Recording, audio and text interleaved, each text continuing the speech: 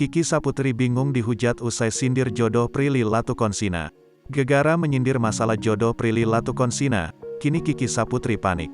Komedian Kiki Saputri jadi sasaran hujatan publik sesudah dirinya melayangkan sindiran pada Prilly Latukonsina. Alhasil Kiki Saputri yang tahu sindirannya ke Prilly Latukonsina menuai kritik publik kebingungan. Komedian Kiki Saputri kebingungan setelah dirinya dan Muhammad Hairi bertemu Prilly Latukonsina. Artis Prilly Latukonsina menyambangi Kiki Saputri yang sedang bulan madu bersama Muhammad Hairi di Eropa.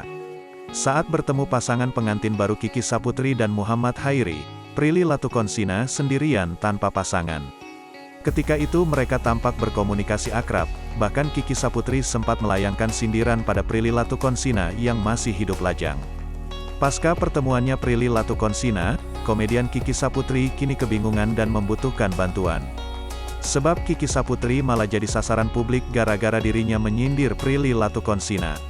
Atas ramainya hujatan, Kiki Saputri merasa tidak nyaman hingga meminta pertolongan kepada orang yang dia sindir soal jodoh Prilly Latukonsina. Kiki Saputri menyindir terkait jodoh Prilly Latukonsina setelah dirinya menikah dengan Muhammad Hairi. Sindiran Kiki Saputri ke Prilly Latukonsina itu sontak menuai hujatan dari publik. Tapi ternyata, kabar hujatan publik tersebut sudah sampai ke Kiki Saputri yang membuatnya membuka obrolan pada Prilly Latukonsina. Hal itu terlihat dari postingan Instastory Kiki Saputri yang mengunggah tangkapan layar isi pesan salah satu warganet, yang protes dengan sikap Kiki kepada Prilly. "Pril gimana ini Pril? Tolong kuakakak @Prilly Latukonsina 96, tulis Kiki Saputri. Komedian yang tengah naik daun ini nampak kebingungan, sebab tak menyangka candaannya justru dianggap serius oleh warganet.